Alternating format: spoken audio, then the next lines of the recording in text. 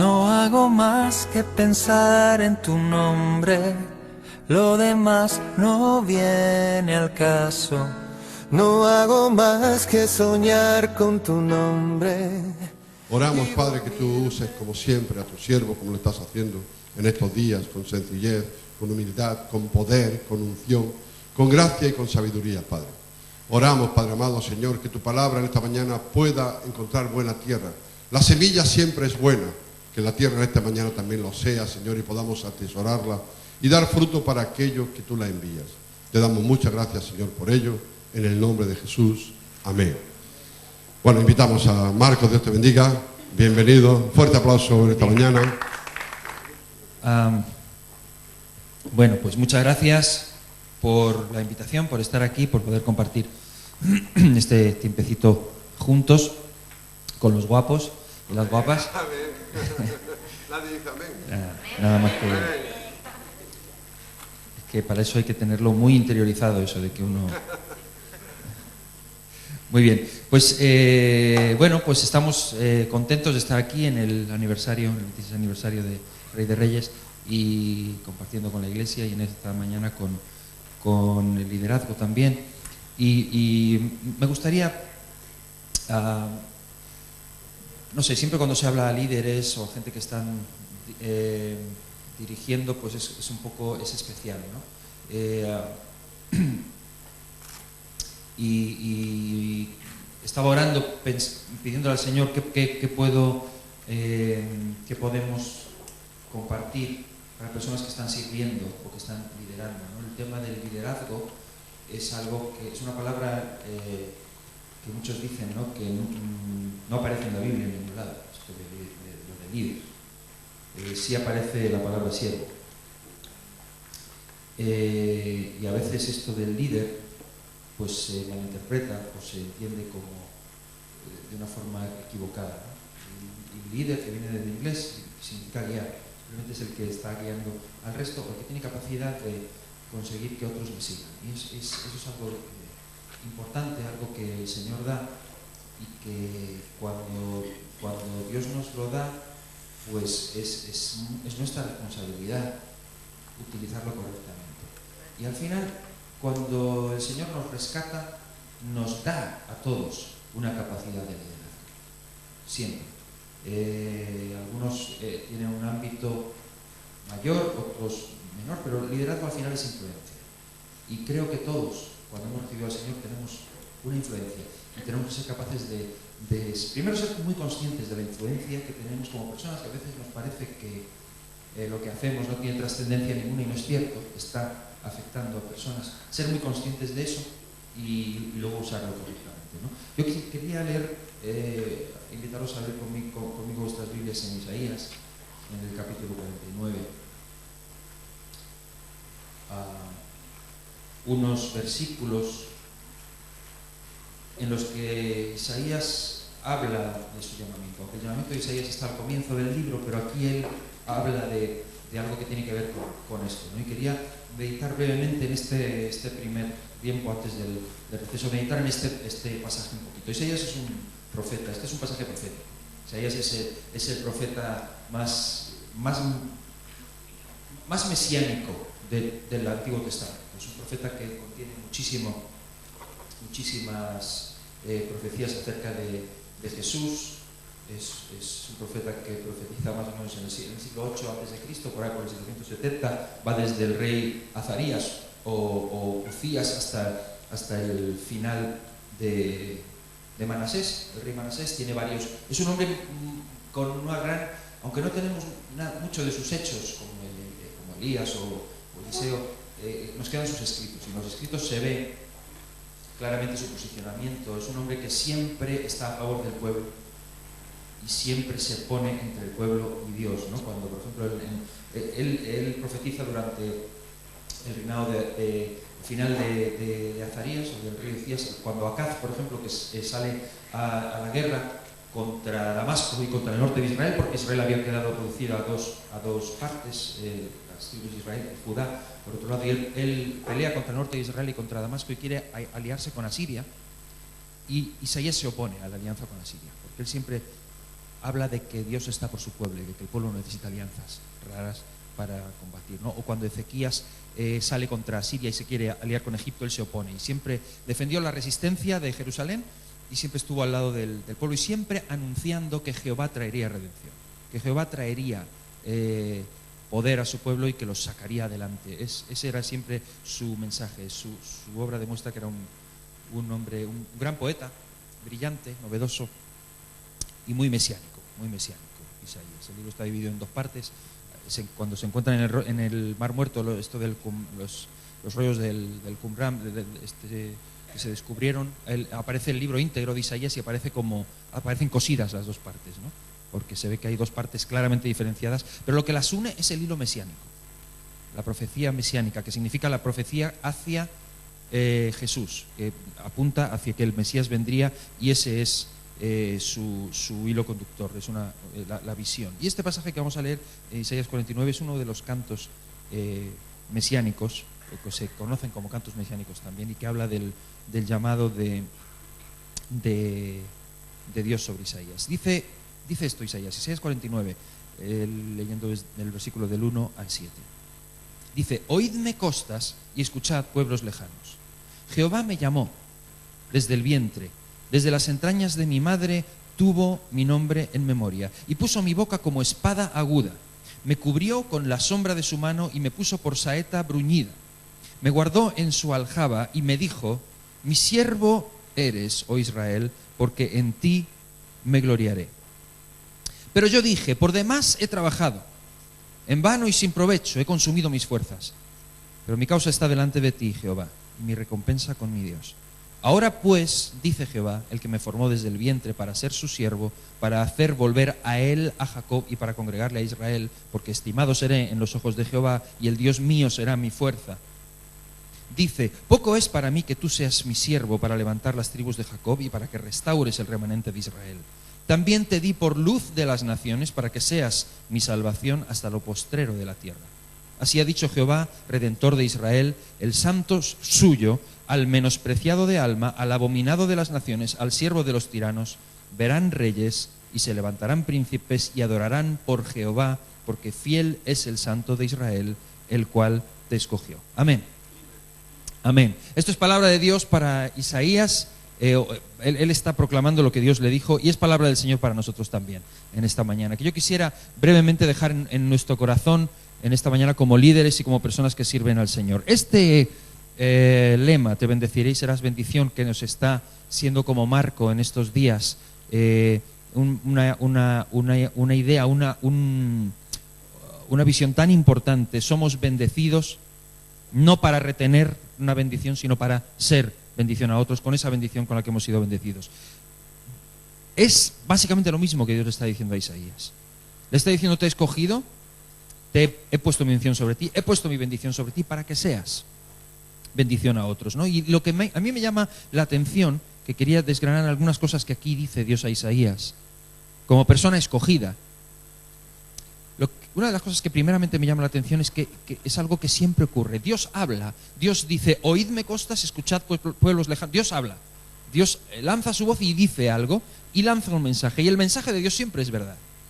Lo que Dios dice siempre es verdad. Pero inmediatamente aparece en el versículo 4, Isaías dice: pero yo dije. O sea, por un lado lo que Dios dice, por otro lado lo que yo digo. Y siempre es así. Dios dice algo, y después siempre está lo que nosotros decimos. Y esto es importantísimo, porque tenemos que decidir si nos quedamos con lo que Dios dice o con lo que nosotros decimos. O nos quedamos con lo que dice Él, o nos quedamos con lo que yo pienso, porque todos tenemos una opinión. Todos tenemos un parecer. Y vivimos un tiempo y en una sociedad en la que en este maravilloso país todo el mundo entiende de todo, y todo el mundo tiene su opinión y su derecho a opinar y su derecho a decir. Genial. Todos podemos hablar, pero llega un momento en que es importante que decidas y que decidamos si nos vamos a quedar con lo que Dios dice o con lo que yo opino. Pues siempre vamos a tener una opinión, y el problema está cuando la opinión de Dios o lo que Dios dice contradice lo que yo digo o lo que yo pienso. Ahí está siempre el problema. Dios dice: yo te he escogido y yo voy a hacer contigo no sé qué, y Isaías dice: por demás, no, porque yo, por demás, yo he trabajado en vano, ¿qué va a hacer Dios conmigo? Dios no lo va a hacer. Dios dice A, Isaías dice B. Constantemente vamos a tener esto. Y el problema viene cuando como cristianos tratamos de compatibilizar lo que Dios dice con lo que nosotros decimos. Porque eso no se puede hacer con Dios. En consejería matrimonial, por ejemplo, cuando viene un matrimonio que están en desacuerdo, que es del mayor porcentaje que nosotros tenemos de consejería, casi siempre es de familia.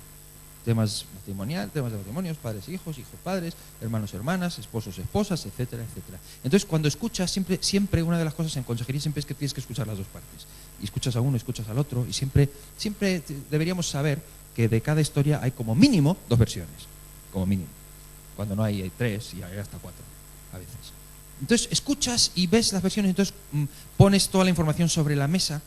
Y claro, cuando ya tienes toda la información sobre la mesa, todavía no tienes la respuesta, todavía tienes que poner eso delante del Señor y pedir que el Señor te dé sabiduría para ver. Pero entonces compatibilizas y a veces te das cuenta que ella tiene razón, parte, y él también. Entonces que los dos tienen, entonces tratas de equilibrar un poco la cosa porque es lo que se trata de hacer cuando tratas de conciliar a alguien, porque probablemente siempre hay parte de razón en los dos lados y no todo el mundo tiene toda la razón. Nunca nadie tiene toda la razón. Cuando tratamos con Dios no es así. Cuando Dios dice una cosa y yo digo otra, solo hay 2 opciones. O tiene razón, o tiene razón. No hay más. Entonces, tratar de compatibilizar y decir, bueno, vale, tienes razón, pero es que también yo... Nosotros tenemos razón en la medida que nos acercamos a lo que Él está diciendo. Y en la medida que nos alejamos de lo que Él dice, estamos fuera de razón. No tenemos razón, estamos alejándonos de la verdad. Y nos ocurre demasiadas veces. Vivimos en un tiempo de compatibilizar, de tratar de que todo, más o menos, encontrar una forma intermedia de ver las cosas. Y con el Señor no nos funciona. ¿No? Es como cuando a mí me encantan estos documentales de la 2 que son maravillosos, ¿no? Sobre todo así después de comer, que te empiezas a entrar así una cosa fabulosa, ¿no? A mí no me pasaba antes, pero ahora, no sé, empiezo a verlo y al poco rato como que una cosa así, entra una bendición, ¿no? Así de abajo arriba. Unos minutitos nada más. Además dicen los médicos que es bueno eso de descansar un poquito. Pero que me encantan. Lo que ya me empieza a fastidiar es porque todos o casi todos tienen siempre el sesgo ese evolucionista, ¿no? Siempre. Entonces a mí me encanta cuando veo la maravilla de los animales, pero cuando ya empiezan a decir aquello de que nuestros ancestros, las salamandras, ya como que... y luego hay cristianos, que yo tampoco entiendo mucho de esto, pero que hay cristianos que yo veo a veces pues, que tratan de compatibilizar.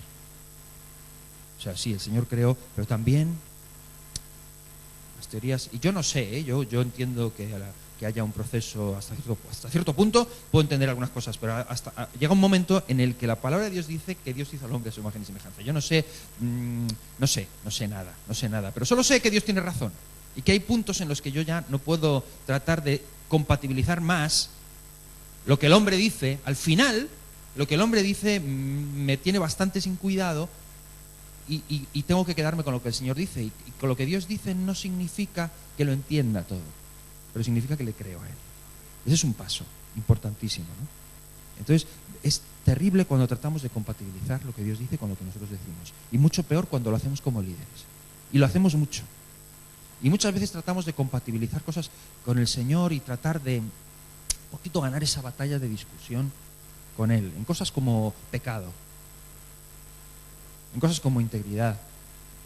Tratamos de meter un poquito cosas que la palabra de Dios sigue llamando por su nombre.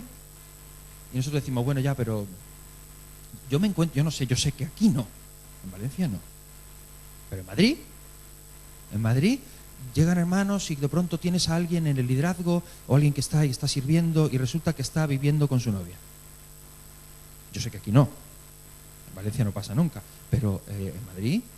De pronto llegan personas que no sé de dónde llegan o que llegan allí y tal, y de pronto a los 2 meses descubres que hay una cuestión, y entonces entras y te dices, bueno, pero la palabra de Dios dice, pero nosotros entendemos, y el Señor, y te dice, bueno, pero es que donde yo, no sé, pues yo creo que eso no está tan mal, porque también es que mi situación Entonces ya empezamos a tratar de negociar con el Señor mi situación con lo que Dios dice. Y somos líderes y salvos por gracia. Entonces empezamos a compatibilizar con el Señor, a hacer cosas como hacía el pueblo de Israel, que empezaba a discutir con Dios, y baja Dios en Jeremías y dice, bueno, voy a pleitear contigo, vamos a ver, venga, vamos a pleitear. Como si se pudiera pleitear con Dios, como Dios le dice a Job, tú pleiteando con tu Creador. ¿Dónde estabas tú? ¿Dónde estabas? Cuando yo comencé a crear las cosas. Entonces a veces empezamos a rebajar las exigencias, o cuando se habla de prioridades. Yo sé que el Señor es lo primero, pero hombre, también hay que entender, me pasa mucho esto a veces, ¿no? Gente que para servir al Señor, yo quiero servir al Señor, pero a ver, yo es que también tengo una vida social, ¿no? Yo también, en tema de prioridades, tratamos de negociarle a Dios. Cuando la palabra dice, amarás a tu Dios sobre todas las cosas, como tu primera prioridad, con todas tus fuerzas, con toda tu alma, con toda tu mente, y todo lo demás viene en segundo lugar. Luego a tu prójimo como a ti mismo. Y tú me parece que quedas en tercer lugar, detrás de esas, ¿no? Entonces, pero nosotros tratamos de compatibilizar este tipo de cosas con el Señor, y no nos damos cuenta de que estamos tratando de poner nuestra opinión. Claro, eso es una técnica que funciona durante un tiempo. Durante un tiempo puedes funcionar y más o menos navegas ahí en aguas tranquilas, pero llega un punto en el que no puedes, en el que Dios te lleva a un punto, porque ese tipo de cosas o tratas con ellas, o Dios te obliga a tratar con ellas. O tratas con ellas o tratas con ellas al final. Porque cuando el Señor pide de ti compromiso y cuando Dios te llama a algo, al final vas a tener que tratar con eso, con ese tipo de cosas en las que Dios ha dicho algo y nosotros tenemos otra opinión. Y vivimos en un tiempo en el que todo el mundo opina, tantas opiniones de diferentes cosas. Hay tanta gente que tiene algo que aportar, y es importante siempre. Vivimos el tiempo de la democracia. ¿Y sabéis lo que es la democracia? A nadie se le ocurra decir que la democracia no es buena, porque claro, la democracia es el mejor sistema, y yo no discuto que sea el mejor sistema de gobierno humano, lo mejor que conocemos, pero tiene unas lagunas horribles la democracia. Y la democracia, al fin y al cabo, ¿sabes qué es? El gobierno de las mayorías. Lo que la mayoría opina es lo que vale, cuando históricamente está demostrado que la mayoría se equivocan normalmente. Pero a ver, no estoy, que nadie me van a apedrear aquí ahora y a decirme no estoy haciendo política. Lo que estoy diciendo es sencillamente que podemos hablar de varias cosas, podemos someter a referéndum a ciertos asuntos o lo que sean, de formas o de gustos, o si queremos pintar esto así, o la copa. Podemos opinar o podemos... Pero hay cosas, cuando hablamos de la vida, de verdad, con perdón, pero tu opinión es irrelevante. Y la mía también. Y lo que realmente sirve es lo que Dios opina. Y con eso nos tenemos que quedar, ¿no? Entonces, yo quería un par de cosas que me llaman mucho la atención en este pasaje de Isaías, y quería, para nosotros como líderes, como personas que estamos sirviendo al Señor, me parecen importantes tenerlas claras, ¿no? Como personas que servimos al Señor y como liderazgo. En primer lugar, Dios habla y dice: oídme costas, escuchad pueblos lejanos. Voy a desgranar en el tiempo que me queda seis cosas que veo aquí y que para mí son importantes tomar nota de ellas como líderes. En primer lugar, el llamamiento de Dios. El llamamiento de Dios. Dice aquí: Jehová me llamó. Jehová me llamó desde el vientre de mi madre. Yo no sé, cuando alguien te llama, porque aquí dice, me llamó desde las entrañas de mi madre, tuvo mi nombre en memoria. Todos tenemos un nombre. Cuando tú vas por la calle y alguien te llama por tu nombre y te dice Antonio, o te dice María, Juan, ¿tú qué haces? O sea, tú vas por la calle y oyes tu nombre y te vuelves cuando alguien te llama. Tú tienes una reacción porque sabes que te están llamando a ti. Bueno, si te llama tu hijo, por ejemplo, hombre, si te llama el de Hacienda, a lo mejor no haces caso. También puede ser que te estén llamando y que no haces como que no va contigo la cosa. Pero el llamamiento es algo personal. El llamamiento es algo personal. Y mi padre, yo recuerdo a mi padre que siempre diciéndome, siempre repitiéndome, diciéndome, si puedes hacer otra cosa, haz otra cosa. Pero si el Señor te llama, más vale que respondas, porque no vas a poder hacer otra cosa. Si te puedes dedicar a la música o si te puedes dedicar a tal y vas bien, y tal, tranquilo, haz lo que tengas que hacer. Pero si el Señor te llama y te dedicas a otra cosa, vas a ser un miserable toda tu vida. Porque cuando Dios te llama, lo tienes ahí, te ha llamado y tienes el llamado aquí metido atrás. Y es malo meterse cuando Dios no te llama. Pero si Dios te llama, tienes que ir. No hay otra cosa que puedas hacer. A mí me parece importantísimo eso. Porque luego cuando uno está sirviendo al Señor o cuando tú estás en el liderazgo, tú tienes que tener claro que Dios te llama. Y el llamado de Dios es a todos sus hijos, a servirle. Y tú tienes que escuchar esa voz y responder. Y tenemos que entender esto. Dios es el que nos llama. No hay nada que nosotros hagamos para el Señor por iniciativa propia nuestra, de nosotros. Es Dios siempre el que da el primer paso y nos llama a nosotros. Todo lo que yo hago, lo hago en respuesta a su llamamiento. Y para mí es un privilegio. Señores, como perdamos el sentido de privilegio que tiene servir al Señor Jesucristo, estamos perdidos. Yo estoy cansado de escuchar líderes, pastores, y más en España, con que esto es una tierra árida, con que esto es una tierra dura, que aquí no sé qué, y todo, como que la obra es una carga. Claro que la obra tiene toda carga tiene su peso y hay cosas que aguantar. Hay momentos más fáciles y momentos más difíciles, pero si permitimos que a lo largo de este camino se nos vaya por alguna rendija el sentido de lo privilegiados que somos de servir al Rey de Reyes, hemos perdido la visión. Entonces estamos pensando que estamos haciendo algo, estoy haciendo algo para el Señor. Pero todo lo que le podamos ofrecer al Señor de nuestras manos no es nada. Estamos aquí porque Él nos ha llamado, hemos respondido a un llamado, hemos sido privilegiados de que nos señaló y nos llamó a servirle. Y eso no se nos puede ir nunca de la cabeza. Pero cuando tú tienes eso claro, cuando vienen los momentos difíciles, tú sabes por qué estás aquí. Porque si no tienes eso claro, cuando vienen los momentos difíciles, te vas a Egipto. Te vuelves para atrás. Porque tú dices, ¿dónde me he metido yo? ¿Dónde me he metido yo? ¿A dónde voy yo? Me he equivocado. Pero realmente en los momentos difíciles, lo que te sostiene y lo que te mantiene es que tú sabes que fue Él el que te llamó. Entonces tú dices, Señor, tú me metiste en esto. Tú me vas a sacar de esto. Tú me vas a sacar adelante y me vas a sostener. Eso puede parecer muy espiritualoide o muy abstracto, pero redúcelo y sintetízalo y materialízalo en tu situación personal, donde estás. Y ahora a mí no me importa si eres pastor de una iglesia, si eres líder de alabanza, si estás como líder de jóvenes, si eres jefe de diaconisos o de diaconisas, o si estás como líder de un grupo de ancianos o líder de grupo de hogar. Hay momentos en los que las cosas no son fáciles. Y hay momentos en los que a todos se nos cruza por la cabeza tirar la toalla. Y lo que nos mantiene es saber que Dios nos llamó. Sí, tiene que ser una base. Jehová me llamó. Desde las entrañas de mi madre tuvo mi nombre en memoria. Señor te llamó, además para que no te quepa duda, te llamó por nombre. Eres tú, no hay otro. Y yo creo que ese es un paso primero importantísimo que tenemos que plantearnos a nivel de líderes, de liderazgo, estemos donde estemos. Señor, tú me has llamado. Señor, yo quiero tener la certeza y la convicción de que estoy aquí en respuesta a un llamado tuyo. El problema cuando hay gente que trata de hacer cosas por Dios. Y yo voy a hacer esto, y yo voy a construir, y yo voy a edificar. Entonces, y ahí empiezan a surgir las luchas, las contiendas, las comparaciones, la competencia entre ministros, entre supuestos siervos, competencia, ¿no? Pero yo voy a hacer, pero si tú no haces nada, si tú estás respondiendo a un llamado que te han dicho ponte ahí, y estás ahí porque te han dicho que te pongas ahí.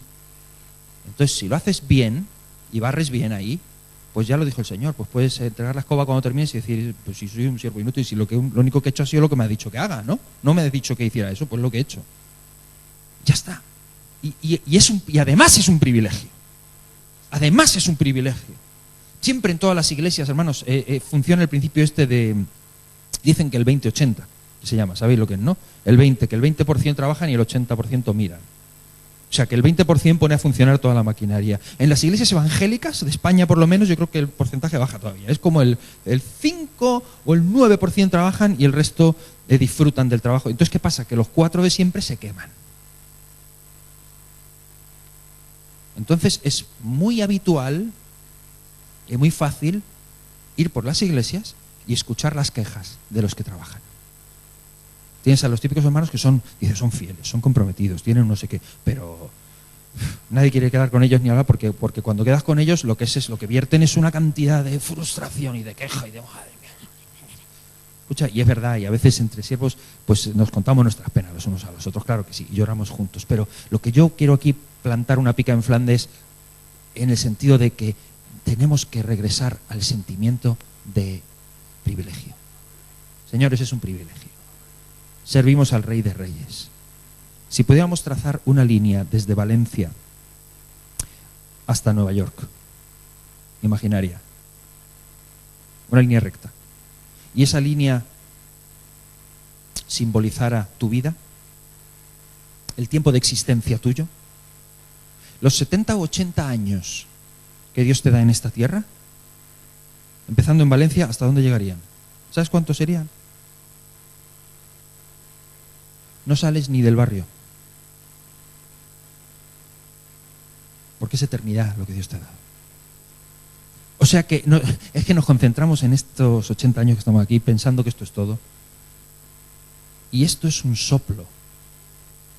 Somos privilegiados. Y más vale dejarnos los riñones aquí. Y todo el esfuerzo, porque es un privilegio. Esto es solamente, es muy poquito. Lo que pasa es que nos aferramos a lo que vemos, a lo material y tal. Y no somos conscientes la mayoría de las veces de lo que dice la palabra, que nosotros tenemos los ojos puestos en las cosas que no se ven, porque las que se ven desaparecen, pasan. Las que no se ven son eternas. Y vamos hacia allá. Entonces, somos privilegiados, tengamos esto en mente, el Señor nos llamó. Hagas lo que hagas, estés haciendo lo que estés haciendo, el Señor te llamó. Si eres músico, dale lo mejor al maestro. Hay muchas frustraciones. Yo durante años componía canciones y tenía que... pues yo era el único que estudiaba música. Y los de alrededor... Hoy en día a mí me asombra, yo cuando veo los grupos y gente que sale y cantan, digo, jolín, por lo menos el batería, el bajista y el guitarra saben lo que están haciendo. Me acuerdo que yo te llevaba una canción y de entrada sabía que tenía que rebajar todas mis expectativas porque aquello iba a sonar más ratonero que... O sea, no iba a sonar como yo lo había pensado. Entonces era una frustración constante. Mira, muchas veces nos daremos cuenta que en el ámbito en el que nos movemos a lo mejor no conseguimos lo que pensamos que podíamos, pero Dios te ha llamado para que uses lo que tienes donde estás y des lo mejor al Señor, y solo la eternidad revelará el valor de lo que hiciste, porque es el Señor el que pondrá la nota. Y es un privilegio. Entonces es el Señor el que nos ha llamado. ¿Vale? Ese punto queda claro, ¿no? ¿Sí? Es Dios quien nos llama. No servimos a nadie más que a Él. Eso nos tiene que quedar muy claro como líderes y tenemos que tenerlo presente constantemente en nuestras vidas y en nuestro corazón. Y a lo mejor tú piensas, bueno, es que a lo mejor yo no estoy muy seguro de que si el Señor me ha llamado. Además, yo todavía tengo unas inconsistencias y si el Señor me conociera no me llamaría. Pues el tema es que te conoce. El tema es que te conoce y aún así te llama. Porque nunca te llama gracias a ti, siempre te llama a pesar de ti. Y lo que hace nunca lo hace gracias a nosotros, siempre lo hace a pesar nuestro. Eso es así, es así. Ninguno de nosotros estamos en un momento en el que no haya inconsistencias, que tengamos que todavía trabajar con ellas, sino que Él sigue trabajando con nosotros. Pero estamos hablando de que Él nos llama. Cuando Dios te llama, responde. Y que todavía me falta, responde. Hay camino por delante y Dios está ahí todavía, pero responde al Señor. Porque Él no te llama en base a tus capacidades, sino que te llama en base a tu corazón, y Él sabe por qué te llama, y el hecho de que te llama por tu nombre excluye la posibilidad de error por su parte. Y tú sabes que Él te llama, y lo sabes por el come que tienes por dentro. Que sabes que el Señor te llama y que tienes que responderle y que debes servirle y que a eso es a lo que Él te llama. Otra cosa que dice Isaías aquí es, Él dice, Jehová me llamó y puso mi boca como espada aguda. Y a mí eso es algo que también que yo pongo muy, muy fuerte en mi corazón cuando se trata del liderazgo. Dios nos llama.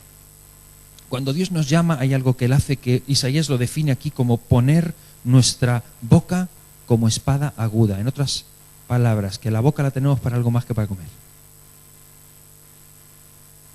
como espada aguda. Puso mi boca como espada aguda. Nuestra boca, cuando Dios te llama, lo primero que tenemos que consagrarle al Señor es nuestra boca, nuestros labios.